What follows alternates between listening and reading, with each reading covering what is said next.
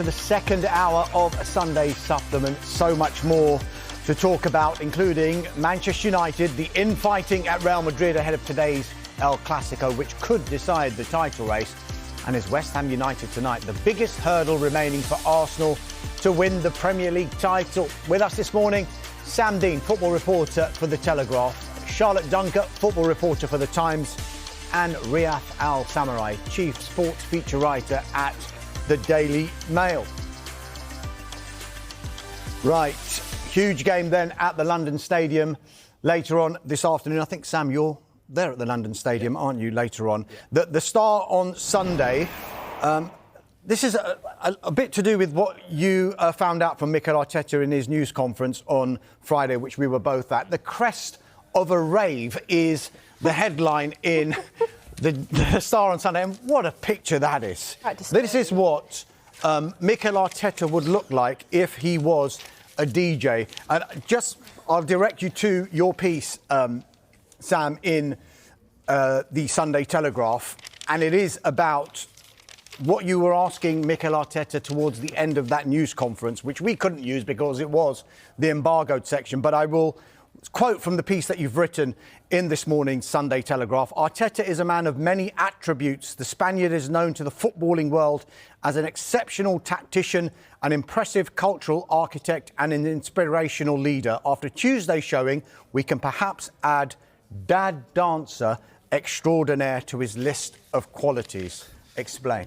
Yeah, so this is the quite, I would say, extraordinary scenes post-match on Tuesday after Arsenal beat Atletico Madrid. We'll come on to talk about the celebrations, I think, in more depth shortly. But as part of those celebrations, Arteta, a man who I think is sort of generally quite sort of straight, borderline broody, I think, on the touchline, unleashed this whole different side to his personality, which is this dancing. Hips were swaying, sort of thrusting, gyrating, arms were outstretched around players. He was singing along to the song. And it was definitely a different side to Arteta, I think, which I, as a journalist who covers Arsenal, found quite interesting and thought I'd ask about it. And the other thing that's interesting is the song that was playing at the time is a song which I believe is AI generated, or seems to be AI generated, but has become almost like the soundtrack to Arsenal's run-in this season. They've been playing it in the dressing room, playing it on the training ground during warm-ups, and the stadium DJ played it almost immediately after full time on Tuesday night. And it's a song that's Arsenal-specific, and it's sort of kind of Europop, Latin American style heavy beats going through the names of every single player in the squad. And it features also some of Arteta's most famous sort of catchphrases like connection and let's make it happen and all the things that he's sort of sloganised as Arsenal manager. So I've been trying to find the origin of this song, and perhaps it's a failing on my part, but I've not been able to do so. Normally when these things are created with AI by fans, those fans try to own it and to say, here's what I've made, and they put their names on it. But this one's a lot harder to find, and I asked Arteta where it came from, and all he said was somehow it was there, and the players love it, he loves it, and it's become the soundtrack of the season. Riyadh, when I've spoken to Mikel Arteta, I spoke to him on Friday, I was at the news conference with Sam, I did sit down with him as well. He talks about the importance of music, actually, and North London Forever came up again, and he says he still gets those goosebumps when, before the game, the crowd is singing it and he's listening to it and looking around at the atmosphere at the Emirates.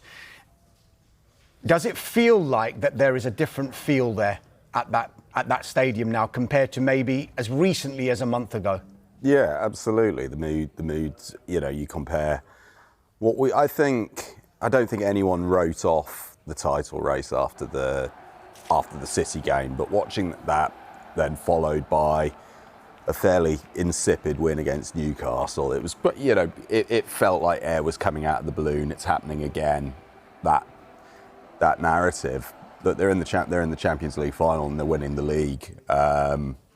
They've probably got the easier run in of the two. I think it's not going to be over today, but in terms of who they've got left to play and what those teams have got to play for, West Ham by far have got the most on their plate. Arsenal come through that one today, and I think they've got 1 foot the other side of the line now. So yeah, the place is absolutely buzzing. I think we all know it doesn't take a lot for the Emirates to turn absolutely feral. I don't think we're going to see that between now and the end of the season. In the Sunday Mirror, they've gone one step further. They've got that picture of Mikel Arteta there, and that's a mic drop. I don't know whether we call him Mike, do we, Mikel? That's a mic drop. You can see what they've done, but they've also got DJ Art's playlist, Sam. Eze like Sunday Morning. It's quite good. That's good. Rice Ice Baby, pretty Easy obvious one. Tap in. Feliz Saliba, I quite like that. And this is one where, I mean, they are stretching it. Some Jai or Corez have all the luck. Yeah. You're not having that, are you? Sure Total eclipse of the art. Don't look book in anger, as in Bukaya, back. Yes. And ain't no mountain high enough. Did you manage to think of any other ones, or what's your favourite out of those? You put me on the spot. Sorry about that. No. Did I not mention it? One, it does remind me of when, I think it was The Sun, and forgive me if it was another imaginative red top, when they were comparing Arsenal to sort of Tony Pulis's set-piece team earlier in the season. I think they called him Mikel Artetington or Michael Artetington. I think that's the closest we've come to calling him Mike or Michael or anything more British than Mikel. Yeah, drop the mic, quite literally, I think we should. Charlotte, I just want to direct you to Martin Samuel's piece in the Sunday Times, because we were talking about the Emirates and the atmosphere that's been generated. Myself and Sam were at the game on Tuesday. I was outside before the game. I mean, it was like nothing we'd seen before at the Emirates. And Sam has also mentioned how they celebrated after, but not everyone was too enamoured with those celebrations, and the celebration police were out in force. Martin Samuel says, give Arteta a break. The scowlers who don't celebrate are strange ones. I can't join the celebration police now condemning Arteta and Arsenal. I can't think ill of him and them just for being excited to have reached the Champions League final. What was Arteta meant to do? Turn and march down the tunnel, hatchet-faced, leaving his players alone on the pitch as if they'd done something wrong. There is plenty of time for analysis, contemplation, introspection, but in that moment, why not let out the pure joy? Where do you stand on it? Yeah, I agree. What was he supposed to... How weird would it have looked if he just said, thanks everyone, goodbye, and walked down the tunnel? Like, come... It's embarrassing when they go, isn't it? Oh, we're just thinking of the next one, like, we've got to remain our focus. 20 years they've been waiting for that moment. Why wouldn't they celebrate it? I just think it would have been really odd if they hadn't. And this, I think if they keep winning this season, why would it matter if they celebrated like that after every single game that they've got left of this campaign? Each win is a step closer to something they've not done for such a long time. It means so much to them. It means so much to the fans. There's so much talk about disconnect between supporters and players, and it not meaning the same between the two. If the players had walked off there like it was just a normal day at the office and it didn't mean anything, and the fans are thinking, this is the best day we've had here in 2 decades, that wouldn't have sat right either. So who are these people that are complaining? Why are they bothered by it? Let them enjoy the moment. Let them have a good time. Who's it offending? Absolutely no one. Like, even if it turns around and they don't win the Champions League, let's be honest, they're underdogs going into that final. Doesn't mean those celebrations then are irrelevant or embarrassing and they shouldn't have done it. And the same with the title as well. I think continue to celebrate for the rest of the season. Like, it's not offending anyone, I don't think. Sam, you're nodding away. Yeah, I think I totally agree. And also, one thing I would say as well, what is the extension of this argument that you shouldn't celebrate? Does that mean you can't celebrate a goal scored in the 5th minute because it's not the 90th minute and therefore you might not win? Like, obviously, if you extend it even sort of an inch beyond where it is, it falls apart completely. The one thing I would say about it, though, sort of semi-serious point, I think there was some... It was deliberate, I think, from Arteta, the way... Because if you looked at them on the pitch, and I'm sure you saw it too, Darmish, it was very much the Arsenal manager who was driving it. He was grabbing the players, lining them up, making them run to the crowd. He was really the sort of chief enthusiast in those celebrations. And I think that was a message, not just to say, we're so pleased we're through to the final, but also on the wider level of the season. And also potentially a little bit giving back to the fans after they had given so much in that game. And as Riyad has said, this season it's not been great at the Emirates for a lot of matches. And it felt like that was the night on Tuesday that the Emirates was really weaponised in the way that Arteta has been craving for 6 years. So when they delivered that, I think he felt we should give it back to them in a good way, a positive way, and all feed on it. And he's been saying this season that this should be fun and get on the boat, is what he's been saying to the fans. To me, being there, having been there all season, it felt like that was the moment the boat set sail, and it was the fans are on board now, and it was his message to the world and to Man City, of course, is we're setting sail, we're flying, we're cruising at a rate of knots. Try and stop us now, and momentum's with us. Riyadh, this may be recency bias, but I can't recall so much noise surrounding a particular club, rightly or wrongly. What's your take on that? Do you think that the noise has been over the top, not just from rival fans, but ourselves in the media as well? What, on Arsenal in general or celebrations? Yeah. On Arsenal in general. Look, I think it's natural. It's a huge story. We've gone 20 years waiting for them to win the league. You've got the Arteta narrative, the runner-up, the perennial runner-up. Will they get over the line? Who's going to break this sort of, City, Liverpool duopoly almost, if that's not a little bit too kind to Liverpool. But I think it's absolutely huge, and they've been compelling. I think I've not always agreed with some of the conversation this season about Arsenal's style of play. I think they've latched onto a particular trend and done it better than anyone else. I don't see that as some sort of dirty, shameful secret that they've got to sort of carry through the campaign. I think they've played very good football at times. I think they've played pretty dull football at times, but they've pretty much consistently played effective football and got more points than anyone else so far.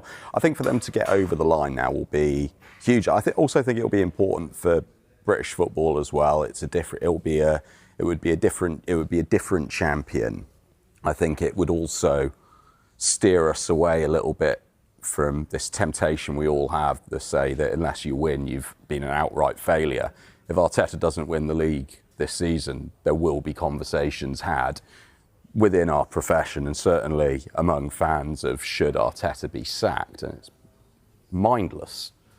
The guy's been the second best manager in the Premier League for how many seasons now, and he's very, very, very close to winning the Premier League, and he's in the final of the Champions League by any sensible measure. He's done a fantastic job. Sam, you're at the London Stadium later. I mean, this is not just the game that West Ham United will go into and say, let's spoil the party. Declan Rice is one of our former players.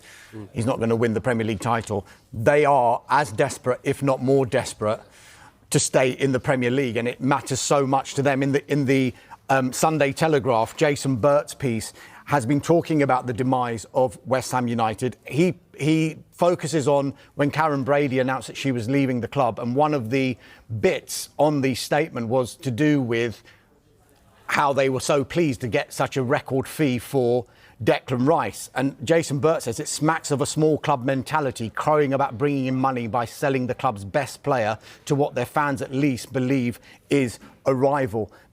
It's 10 years since they moved to the London Stadium, and at the time it was, right, we need to get to the next level. Champions League football being that next level. Yes, they have won a European trophy in that time as well, but you're in a situation now where the next level could be the Championship for West Ham United. Short term and long term, what impact is that going to have on them if that happens? Well, obviously it's completely devastating, and we know how unpopular the London Stadium is with the West Ham fans, and the thought of it in the Championship is sort of, it sends shivers down the spine, really. I mean, another point I think Jason makes in his piece, and that I would certainly agree with, is it's not just the sort of crowing about the fee they generated for Rice, which I think, as Jason says, would grate a lot with some of their supporters, given where Rice went to another London club. But also the fact that they wasted all that money. They had all that money there, and that was the chance they had. They had all that money. They just won a European trophy. It was a real high point in West Ham's modern history. And it felt like at that moment, opportunities were almost endless for West Ham.